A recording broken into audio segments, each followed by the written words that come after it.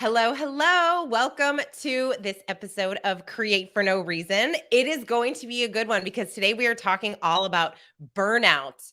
Burnout at work, burnout with your content creation. We've all dealt with it at some point in our career, in our life, and I'm so excited to dig into this topic because I have a very special guest. She and I have been friends for such a long time. I'm so excited to introduce you to her. Becca Powers is an award-winning Fortune 500 high-tech sales executive. She's the founder and CEO of Powers Peak Potential, best-selling author and speaker. In her 20-plus year career in sales, she's worked for large companies including Cisco, Dell, and Office Depot, achieving President's Club 7 times while leading teams of 110 plus and hitting $500 million in annual revenue. Becca intimately knows the struggles that have come as a cost to her high achievements through nearly losing it all from extreme burnout. She was forced to discover a more supportive and sustainable path to success that she now teaches to others. So I'm very excited to introduce you to my good friend, Becca Powers. Yay! Hello, Hi, Kate. Becca. Thanks for having me. Oh my gosh, thank you so much for chatting with me. I am so excited about this conversation because what a big topic I this is, know. especially today over like the past few years of what people have been going through in life. But before we dig into all that, I know I gave your bio, but how would you describe to people, Becca, what it is that you do? I always just like to say that I help people have success without so much sacrifice. I mean, I've been career driven my entire life, and I have learned the hard way that I put the career before everything. And in doing so, we talk about passion and creative pursuits a lot and things like that. Like, I didn't even have any room for that. I put motherhood even aside at sometimes. So I learned the hard way that um, there's a lot more to life and success than just the outward goal itself. So, anyway, I try to help people have a little bit more work life enrichment. You don't try, you do. I You are do. doing that. You are Hmm. doing that. Yes, And ma'am. and you and so first of all, you and I have been friends for I mean, it's been like A over million 15 years. years. No, just kidding. Millions of years. No, Millions of years. we've been friends for so long and it's so funny because every time Becca and I get together, we're always like, this is why we're friends. Like, we could go on forever. Like, if you were ever in the same space as us, like, the amount that we could create and get done is unparalleled. It's crazy. It's insane.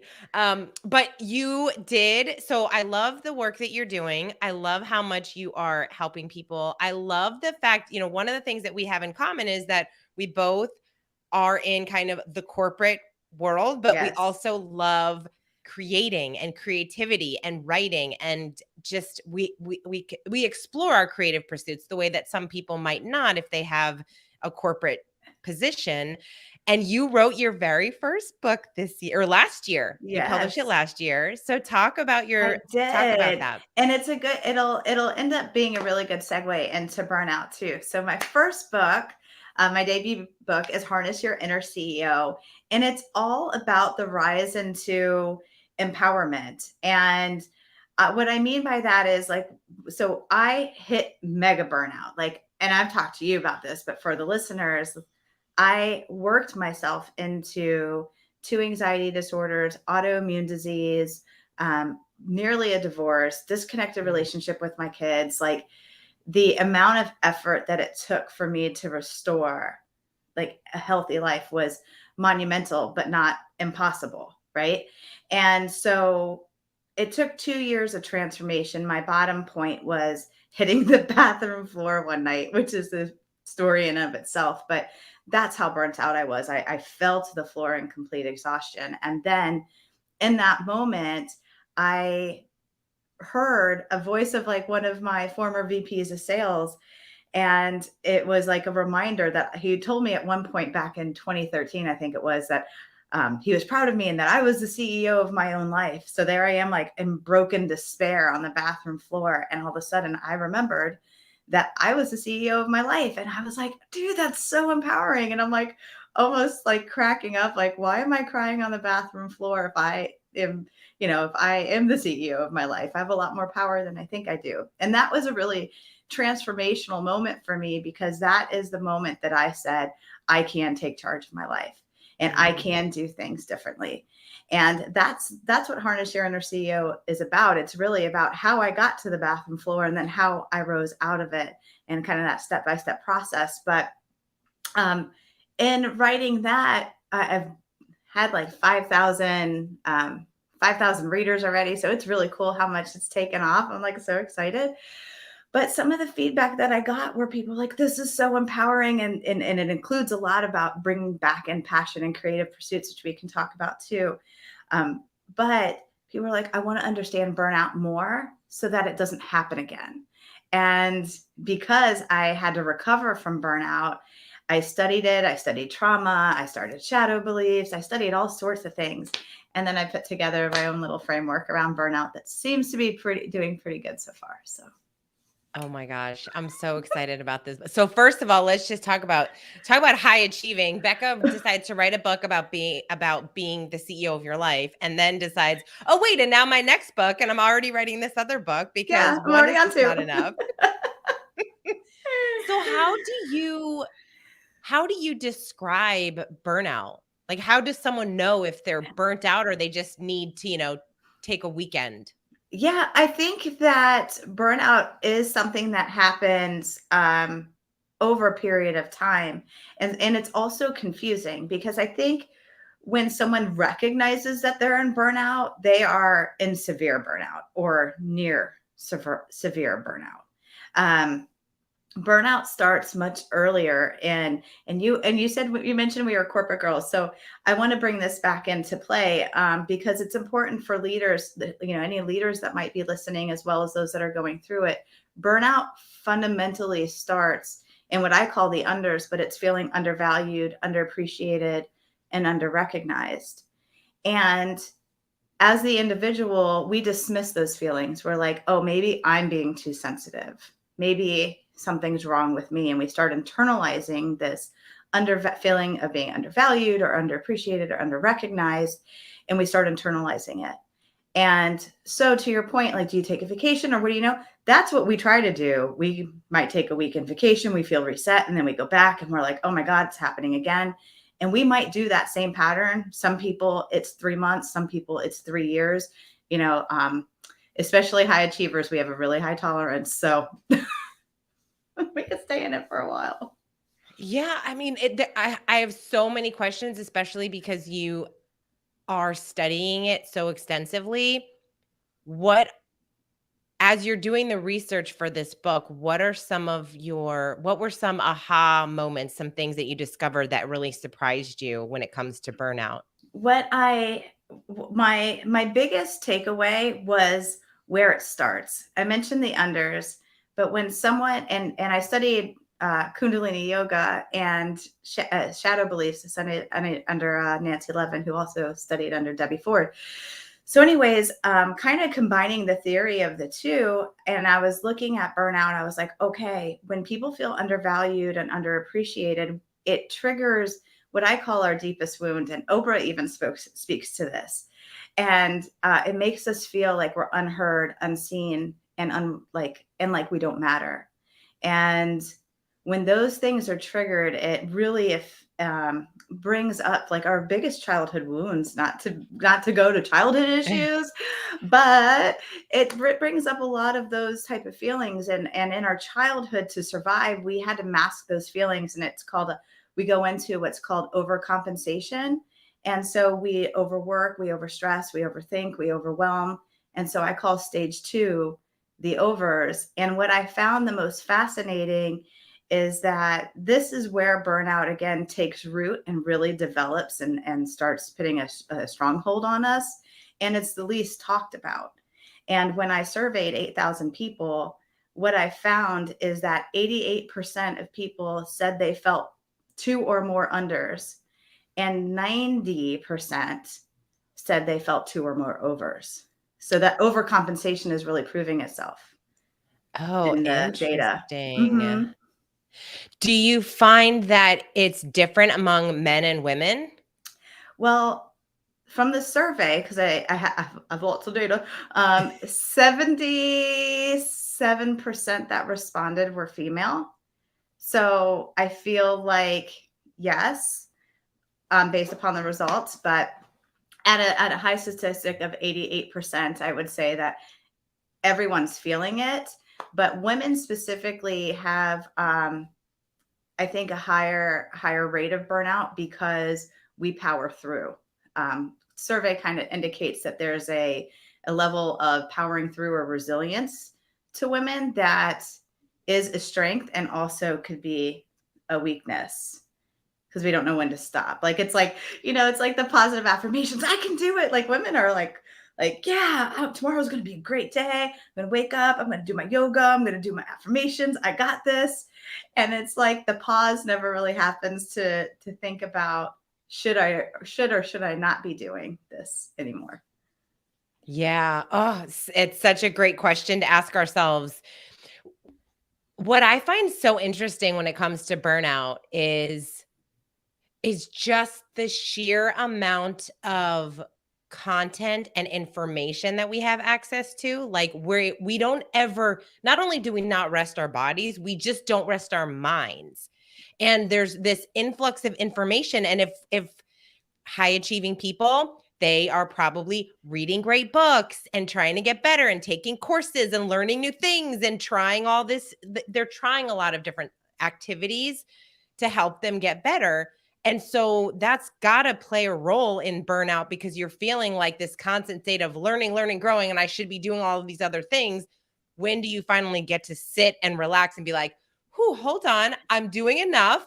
It is all good. And I am exactly where I'm supposed to be instead of this constant state of I should be in a different place or I should be learning more. Right. I should be doing more. You're hitting the nail on the head because even all that doing is in that space of overcompensating. So they're like, I don't feel good.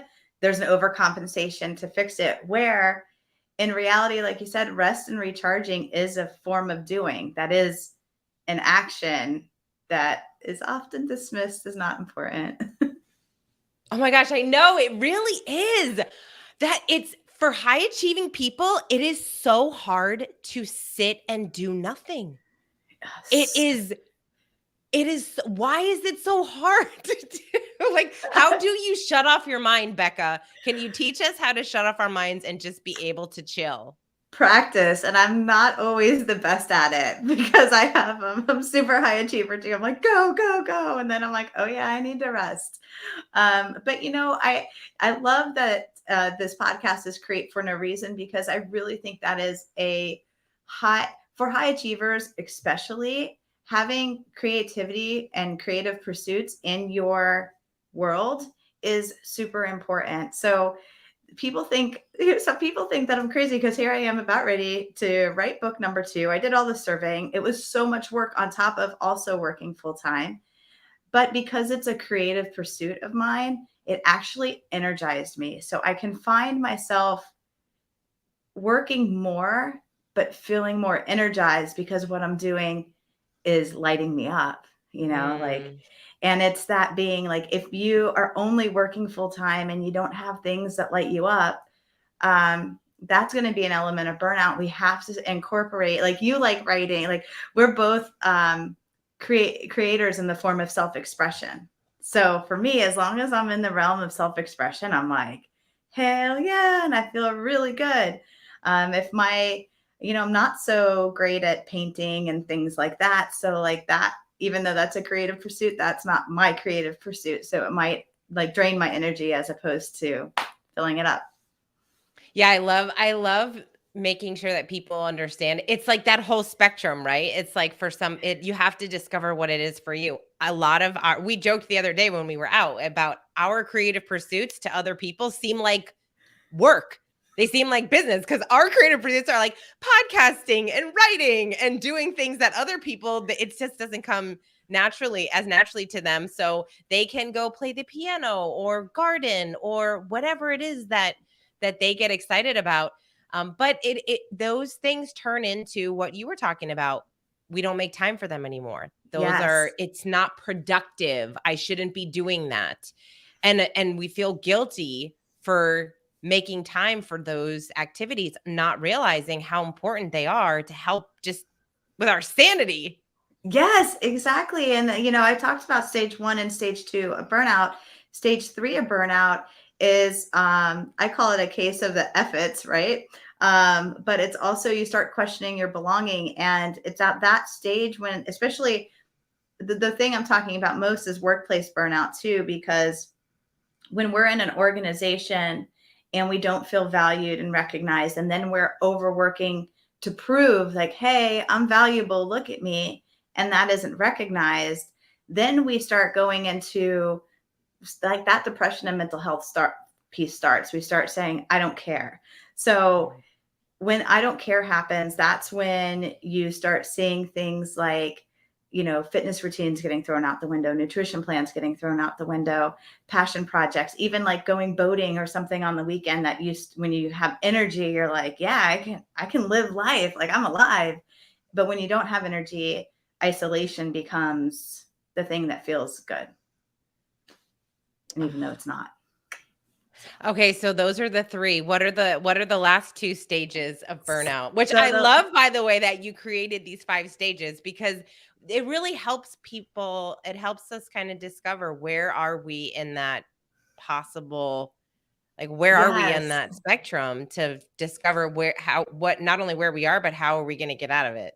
Right, exactly. So like we just talked about stage 3, and in an organization, and I'll go to stage 4 and stage 5, but it's really good to give for anybody who's listening a little illustration. So let's just say that Sally has been with an organization for a year, and she was passed up on a promotion by Joe, who's only been there 6 months, but Joe's charismatic. He knew how to network, and Joe got tapped on the shoulder. Poor Sally got left behind. Meanwhile, Sally's the one that's completing all the projects. She's got her hands in everything. So Sally feels undervalued, underrecognized, and like she doesn't matter. So she initially was like, I probably need to work more because they're not noticing me. Goes into stage 2, starts overworking and all that. Everyone's too busy celebrating Joe Oh, geez. that they don't recognize Sally's overworking efforts. So then Sally starts questioning, should I still be working here? Do they really like me? Do I belong here?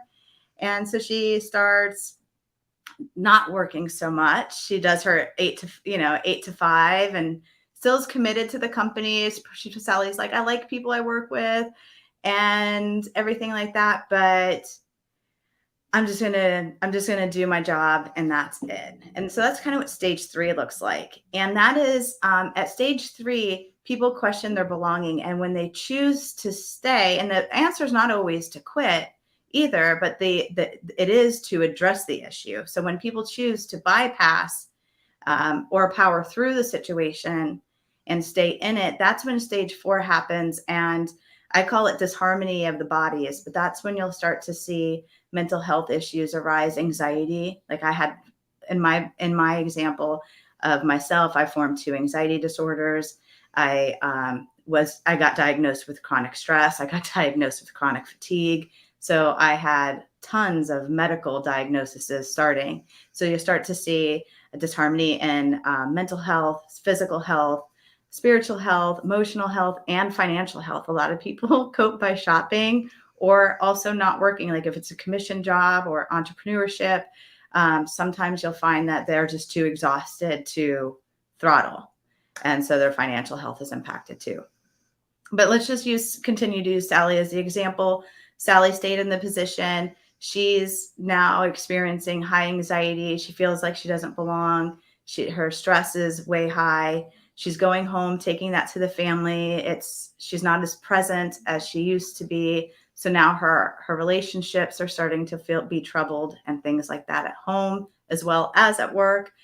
So if that situation of stage 4 stays active for too long, then you go into stage 5, which I call devastation of the D's. And that's the worst. But that's when you'll find someone like really all this is statistically proven. So prescription medicine is on the rise to deal with the anxiety, the stress, the overwhelm, and all of those things that are happening.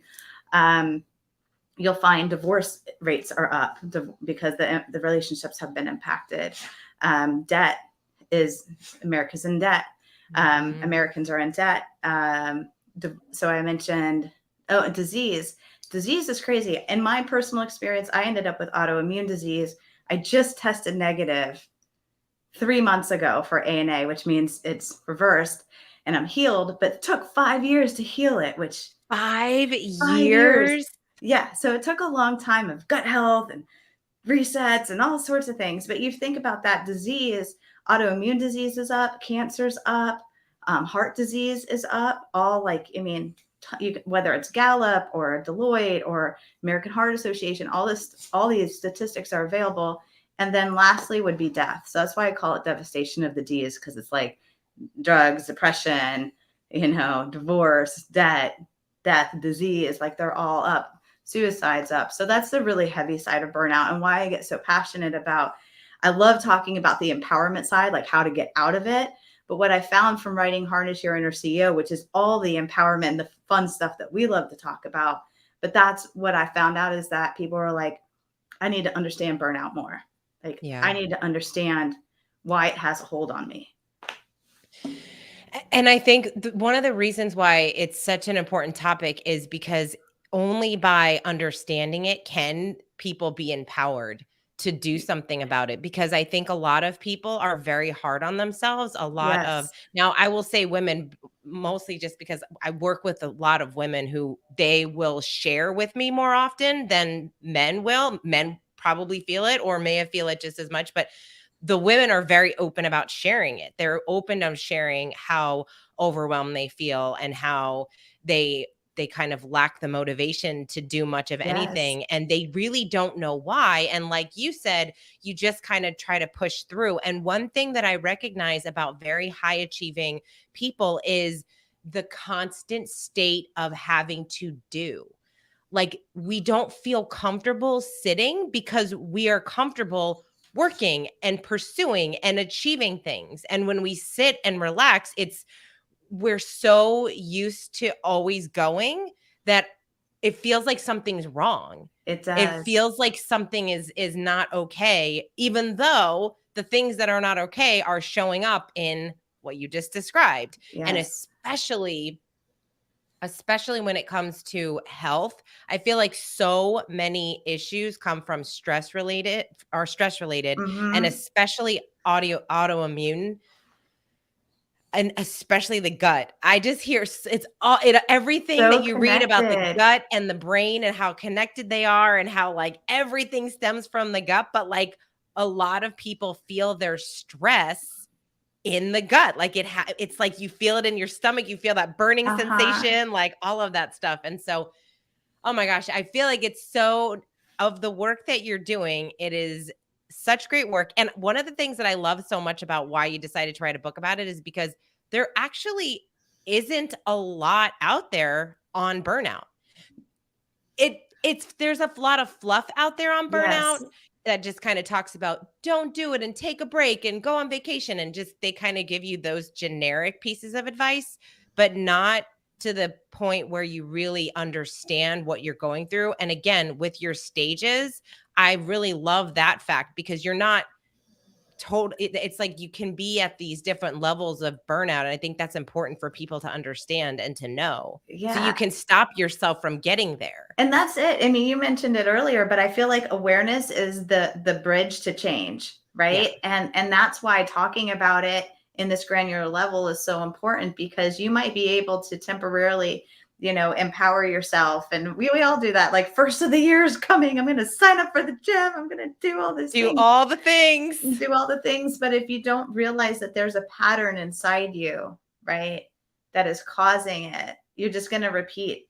And that's what I want to help people. That's why I call it Breakup with Burnout. I want people to see the pattern and be like, oh my God, I'm stuck in stage 3 for like ever. Like, I want to heal from that and move. And one tip that I do want to share, just because I'm sure people, like, maybe some listeners like, I'm burnt out, and you mentioned autoimmune and the gut. One thing that I am a true believer in, and I know you are too, is that our bodies are so intelligent. And what's happening is, you had mentioned that the gut is like feeling the stress. we feel disharmony in our bodies are so intelligent, and they actually hold 80% of our intelligence, and our brain does 20%. That's why the gut and brain connection is so important. But what happens is our brains, we override what our body's telling us, and it's that dismissal, the same as, yeah, I'm not really feeling undervalued, it's probably me, I'm sensitive, right? We're like, oh, my stomach just hurts today, I must have eaten something bad, instead of saying, no, my boss just totally yelled at me and that sucked. My stomach's like, hey, you should get away from this situation. Or maybe you're paired with a coworker who isn't a good team player, and it really stresses you out, and you start to get knots in your left shoulder.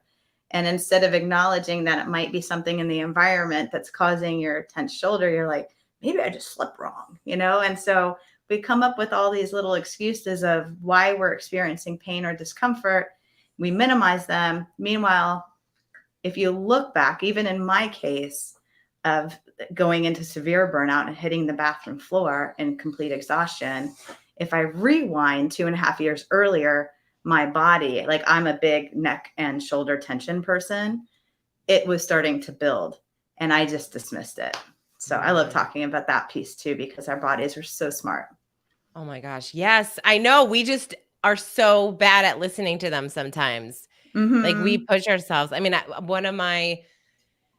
have a friend of mine right now who just constantly pushes himself through all of these CrossFit workouts, which amazing, great, do your thing. But when you recognize that you're in pain and it's not the good kind of pain, like take a break. You're allowed to take a break, but it's so hard. All right. What is the last stage? The last stage was the devastation of the D's. That's stage 5. That's the Yeah. devastation of the D's. Yeah. So what are your top 3 tips for people who are feeling like they are in this stage of burnout and they just don't know where to begin? The very first step is giving yourself permission to prioritize yourself. So going back to Sally, or even my case, whichever example you want to use. In Sally's example, Sally started feeling very sorry for herself. And instead of leaning into her own validation and approval for herself, she allowed work to get prioritized over her, all of these things. And in my case too, I prioritized work, I prioritized my family, I prioritized all the kids' school activities, like everything got my calendar except for me. You're talking about rest and recovering and relaxing and all that stuff. Like that didn't even exist in my calendar before I hit the bathroom floor. So being able to prioritize yourself starts with giving yourself permission to do so, and then just considering yourself as much as you're considering everything else. And that goes, I'll pause there because I want to go in straight into 2, but I don't know if you have anything you want to say on that. Oh no, go. Awesome. Let's do 3. So, and that leads me straight into point 2. Is the next thing is, once you're giving yourself permission to prioritize yourself, you need to become like a boundary ninja. That's what I got. Oh, I like that. And because, that you have to learn the biggest, baddest boundary that you could ever set is the one with yourself, where you say, if I say yes, and especially for high achievers, because we say yes to everything. We even have principles like, if an opportunity comes, you have to say yes. But you say yes to opportunities when it's a yes to you. You have to say no to opportunities when it's a no to you. And so I often say it another way is like, in order to say yes to yourself, sometimes you have to say no to other people, places, and things. And a cool thing kind of happens sometimes, especially in work for high achievers. Like in my situation, I had my hands in a lot of things. I had my hands in committees and projects. And, as a sales leader, so I had my team. I probably touched like 10 different things. And the moment I started saying, when I got asked, hey, Becca, would you like to join this project team? The first time I said no was terrifying, because I'm like, they're not going to like me. I'm not going to be included in as much. But something happened. I said no, which gave me more time and space for me. And then I also was able to recommend somebody else in my place who was more junior and needed the experience. And so then it moved me into kind of like a mentor role, which was an accidental result of setting some boundaries at work. So boundaries aren't always bad. That's why I call it like, you know, badass boundary, like it can be really cool. Oh, I think it's so important. It's so hard. I feel like so many people, it's hard to do. Like it's hard Mm-hmm. for people to set those boundaries because a lot of it's because of FOMO. Like we Yeah. get that fear of missing out. If we say no, are we going to get passed up for something? Are we going to not get asked again? Are we going to miss out on this big adventure that we potentially would have experienced? But Yeah. And instead that, of doing that, you could have experienced something else. Like, I don't know. yes.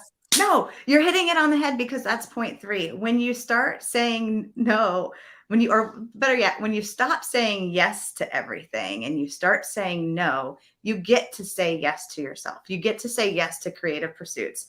Like the more I said no, the more space opened up for me to write.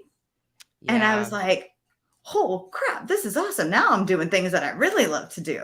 And now I'm here talking with you live on, Instagram and LinkedIn talking about burnout. But these are things that I would have never been able to do had I kept saying yes to everything.